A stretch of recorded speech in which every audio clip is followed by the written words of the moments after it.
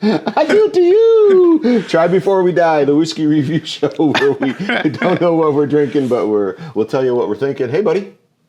How's it going? It's okay. How's things for you? Can't complain right now. Right. Nobody listens. Not but really. it's good to be able to say, can't complain, rather than, you don't want to know. Right? Yes, life is. 'Cause I don't want to know, right? I want to know good stuff. Right? Still healing good, so it's all good. Right. That's good. That's good. Glad to hear it. We know the drill. 600 bottles or so whiskey in this bar.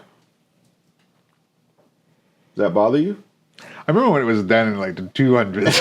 And you know what gets me now is like the way you just cavalier usage of hundreds, hundreds of bottles.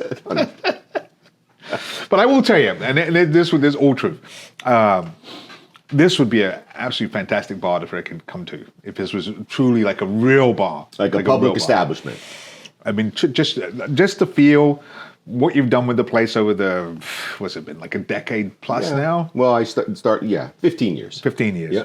You know, it just, the more and more I think about it, if it wasn't for the bright lights, I'm like I'm in a pub in a small town in the middle of England. I totally dig it. In some ways, the Fife Arms in Scotland, oh gosh, I feel like the town begins with a B. Anyway, it's a pretty high-end establishment, right? So it's like a Four Seasons kind of a hotel, right? Privately owned. They have some Picassos hung up in there, right? You know, some art dealers, bought the property, complete renovation. I'm sure about $2 or $3 Brazilian or zillion dollars. Yeah, probably Picasso's off the back of a lorry. It's Scotland you're talking about, right? And so they have the regular restaurant and bar, and they tried to, they were talking to me about whiskey, and I talked a little bit about the show, and the young man who was working the bar, who was talking whiskey with me, was like, I should probably just listen to you, right? Which was neat, right? And so we did that. Anywhere in the world you go, it's like, good Lord, put him on a pedestal, carry him on your shoulders. Let's just get a freaking parade for him. It's ridiculous. Absolutely. Oh my God.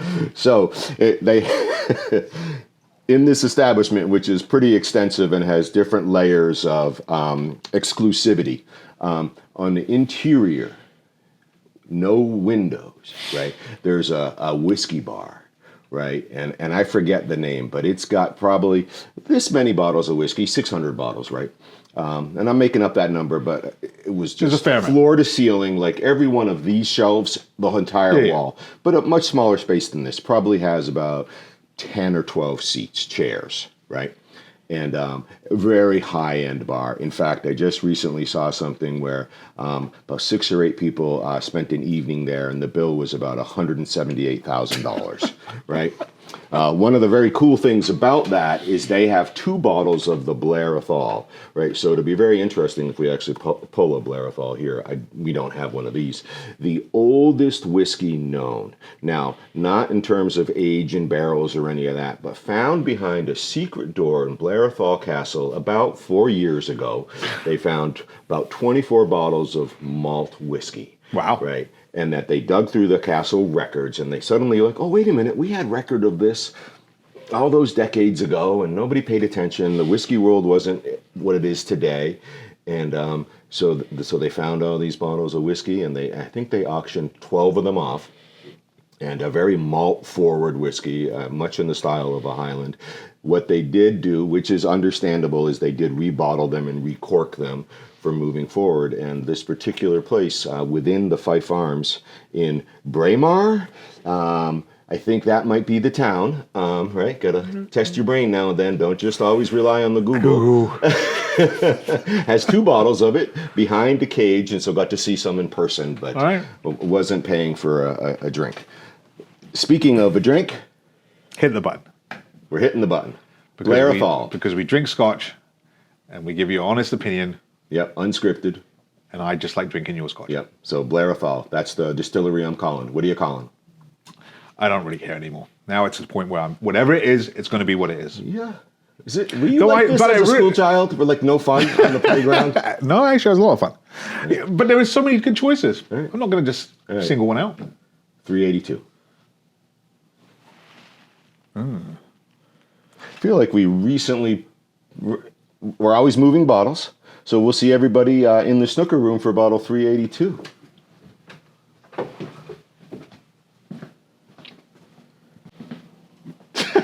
You have no idea what you're doing anymore, do you? It's not in the snooker room, man. Oh my God. I want a bunch of amateurs. 379, 380, 381, 382. All right, so I have super high hopes for this experience. I don't know if this is the bottle I'm hoping it is or not. Well shadowed. 80, 81, 82. All right, not what I was hoping for. Yeah. But that doesn't mean I'm disappointed. I've just been really looking forward to getting to try one of the Taste of All releases. They had 4 in a series, but this isn't one. Okay. Can you tell what I got in my hand? It's a Jura. It's a Jura. A 16-year-old.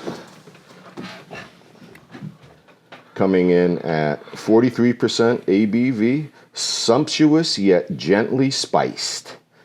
So, what do you know about Jura? The fact that you have no idea where it is in your bar. Come on. Right there. It's not that I don't know where the Juras are. What is the one that we polish? Number. What is the one we polish up on a regular basis? Back in the day. Yeah. The 21-year-old. 21-year-old. That's a fantastic. Again, of course, we've got the 77 from your wallet out of the shop in Chicago. We've drank the 76.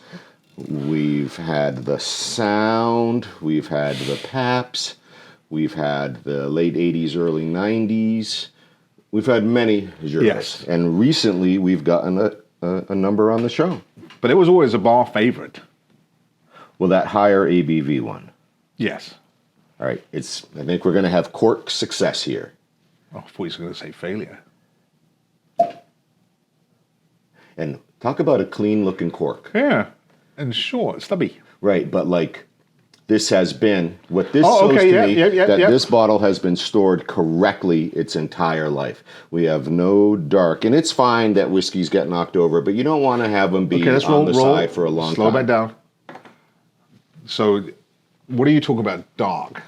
And what would cause this cork to change color? Right, how do you store wine, Malcolm? Usually towards, so the wine is on the cork. Right. Preventing the cork from drying out. Correct. Wine, general ABV range of wine. Wow. Question mark. Yeah. Talk to text. Yeah. Question mark. Yeah. 12 to 14. Okay. ABV. Which means that's why you can store wine on its side, because that level of alcohol will not degrade the cork. Okay. Right? You get into high alcohol, it will begin to eat the cork. Okay. Right? And so you'll get an influence from the cork into the spirit. Yep. Right? And so when a bottle has spent a significant amount of time in contact, the cork and the liquor, it will darken essentially a little bit. Okay. Right? Because cork again is an organic material. Yeah. Right? From the cork tree. Right? Cork trees are very prominently in which region of the world? And I'll give you any number of opportunities to be correct here. Right? You could do a region, you could do a country. I'm going to say South America. Okay, so we were looking for Mediterranean. Same difference. Portugal, Spain. Really? I think the most prolific tree, I believe, is out of Portugal. Huh. See, you learn something new every day. Right. Yeah. Except for Especially G-Man. me. You know why? Because he has a degree. G-Man's got a degree. G-Man's got a degree. All right. The Jura 16, 43% ABV. It's a distillery we like. It's a distillery that catches a little bit of slack sometimes from folks with their current core releases. But I like them. I've always enjoyed them. Yeah. Color.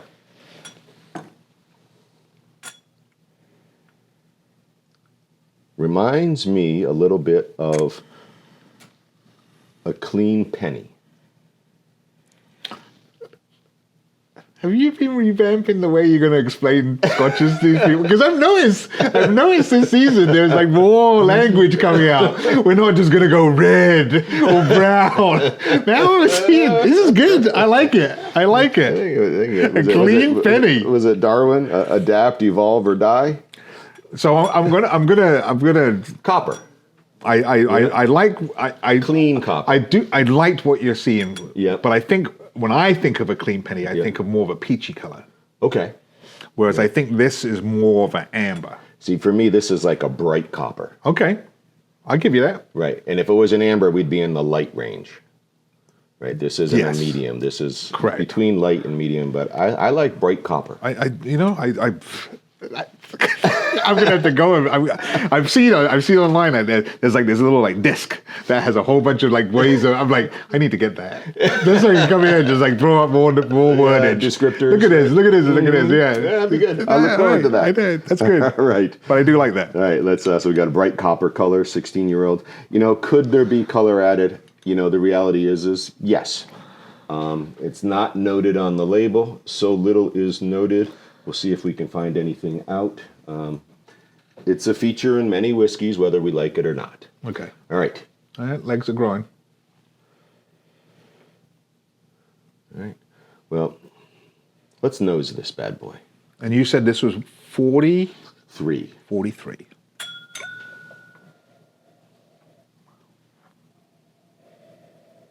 Wow. I wouldn't think it's a 43. I think it would be higher. It's got a little...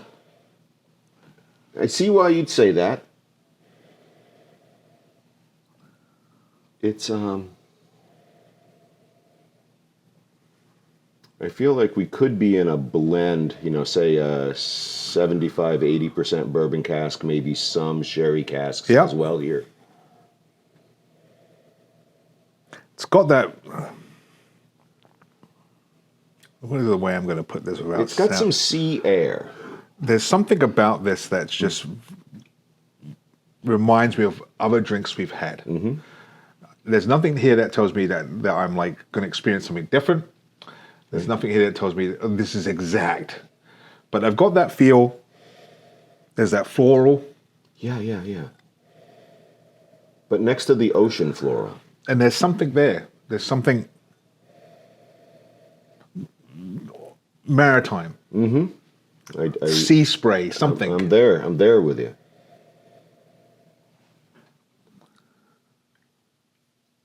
Huh. It's not nosing amazingly. Oh, look at those legs. Okay, yeah. Now I see it. Right. This must be one of Rick's glasses because it's clean. It's got... No, actually, mine I really thought about. Yeah, as well. It's got a lot of subtlety here, but nothing is jumping out as like an incredibly prominent profile. No, there's like a nice encapsulation of this wonderful smell. It's like, and like I said, I like the floral. I like that sweet, and I appreciate that sea spray at the very end. Do you know the catchphrase for Tom and Towel? No, I should, but 18,000 drinks later, The blank dram. gentle. Yes, I feel like we may be moving into a gentle drink. Okay, yeah, I appreciate that. Yep. All right. So this 16-year-old Jura may be a blend of American oak bourbon, maybe 20% of a sherry cask. Really nothing prominent on the nose other than this sweet seaside maritime spray with floral, as if it's the hill overlooking and it's the peak of flower season or something. It's almost the like with the ocean dunes, air. and then Right. you've got Bingo. and then also the sea breeze is coming off the ocean and across this floral. Interesting. All right. What makes it even more interesting, you just say, 16, right? Yeah. I don't feel like it's a 16. I feel it's a little bit younger, which is interesting. I just got a nose of some spice, interestingly. But enough of that. All right. All right. Cheers. Cheers.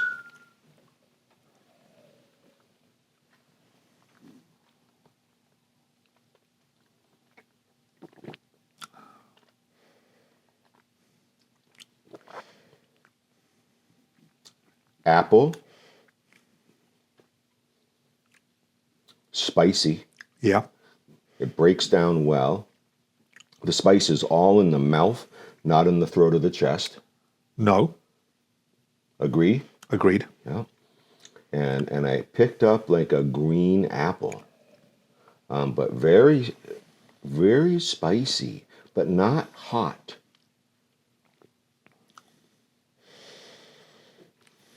Makes me feel like we're into nuts and fruit. We're into oaky, woody spice. It's that kind of spice. And I've got a tree fruit. I've got an apple, or I don't want to think it's a pear. I really feel like it's an apple.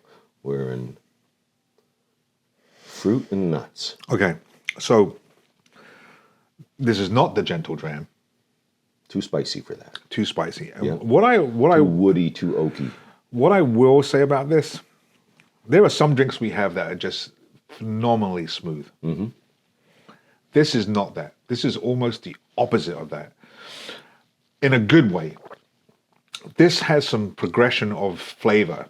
And I'm having a hard time getting the different types of flavor. I like that nutty. The spice is definitely there. But this is so... disjointed is the wrong word for me to use. But it has so much of a... Let's use another word that often would be considered critical, and we don't mean it that way. So I'm going to see if I can bring you there, Malcolm. All right, you ready? God. Good Lord. Trebek. Alex. Just. Is it rough? Actually, okay, that's a great skit, and we've quoted it many times. That's actually a good way of putting it. Right. And again, not in that critical sense, but it's fragmented. Yes. Right. And so it's a hand-hewn beam. Okay, yes. Because I didn't know how to drink this. I didn't know if I should hold it in my mouth. Yeah. I didn't know if I should just drink it back fast. Yeah. And I tried both, and both of them didn't really work. Right. However, the flavors are there. Mm-hmm. You get these flavors. You just now have to figure out a way. And we do we have the pipette? Mm-hmm. Okay. This is something I would add some water to, which is something we haven't done in a few seasons. Yeah. But I feel that this needs some rounding. Something and one ingredient to bind them.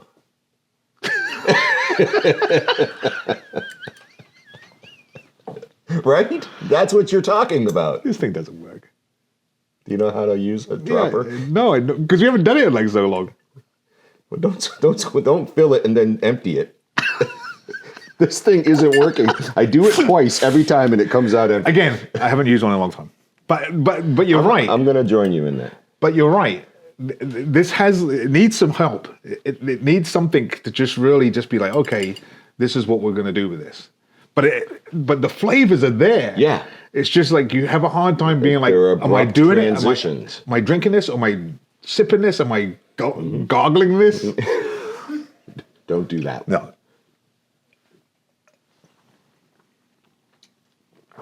Bingo. Wow. Tied it together. Now that's a real good. Now that's wonderfully sweet ending. The spices calm down, and the drink has come together. It's homogenized now. Now it's just like a drink. Yeah. I don't have to think about how many drops did you put in? Put a couple. Yeah, I think about 2 or 3. Right, just a couple. Gave it a good mix. Right, I'm not a big fan of that. I like to drink my whiskey neat, but sometimes, right? Sometimes that brought it together. All right. So an accoutrement for this Jura 16 is a couple of drops of water. Correct. But now that we have a flavor, we're like, oh, that's nice. What are you putting with it? Nothing. Nothing? Because now you get. Yeah. Now there's some flavors there. Yep. You know, you get the nuttiness. You get some floral, something maybe candied in there. Yeah, very sweet ending. Very malty, nutty beginning. That was fighting you and giving you a hard time. Mm-hmm. It's just there enough to be able to like, oh, it's there. So I would have a hard time picking something, though there probably a lot will go with it. I'm gonna have some cashews. And then cashew riz. Right, just a creamy nut to go with this whiskey that's just come together.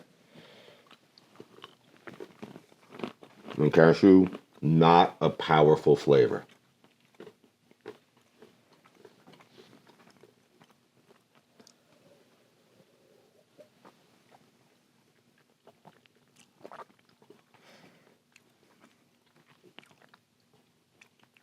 Okay. I think we could have done better. Right. It brings out some of the maltiness. Yes. Right. What would be better? I actually think that where's your Vermont or Australian? Don't have any Australian. We got extra and seriously sharp. Nice room temperature. Extra and seriously sharp? What is that rubbish? Well, you're I extra and I'm seriously. I would say probably the extra, but I'm not.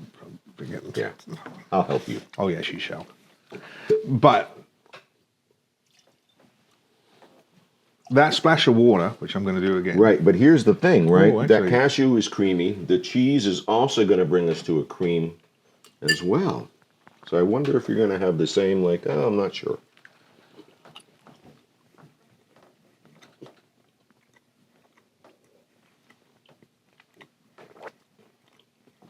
Okay, for me, the cheese is almost mirroring the cashew experience. It's bringing out some of the maltiness in the drink, but it's not like the perfect pairing. See, I disagree with you there. Okay. I don't think it's the perfect pairing. I'll give you that. Yep. But I think it brought more of the sweetness out in the front end of this. All right. I guess we've got more exploration to do on the perfect pairing for this Jura 16, although we may have already found it. Nice pour, 3 drops of water. All right, let's see what the crew has for us.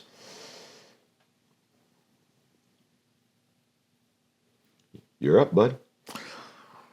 I like this. All right. May you get all your wishes but one, so you always have something to strive for. Cheers. Cheers, mate. Cheers. You know, I think you nailed it when, what's the accoutrement? And you said nothing, right? I think we're searching for something that may not work. This whiskey may be a standalone whiskey once you've added those couple drops of water, bringing all the ingredients together, allowing you to have a smooth drink with layered flavor. What I like about this, even though it's not the enigma, what I like about this was the puzzle. Mm-hmm. You have this drink that is disjointed in a good way. Yep. But you find the right touch, and then it becomes a elevated freaking holy moly. Right. If at first you don't succeed, try again.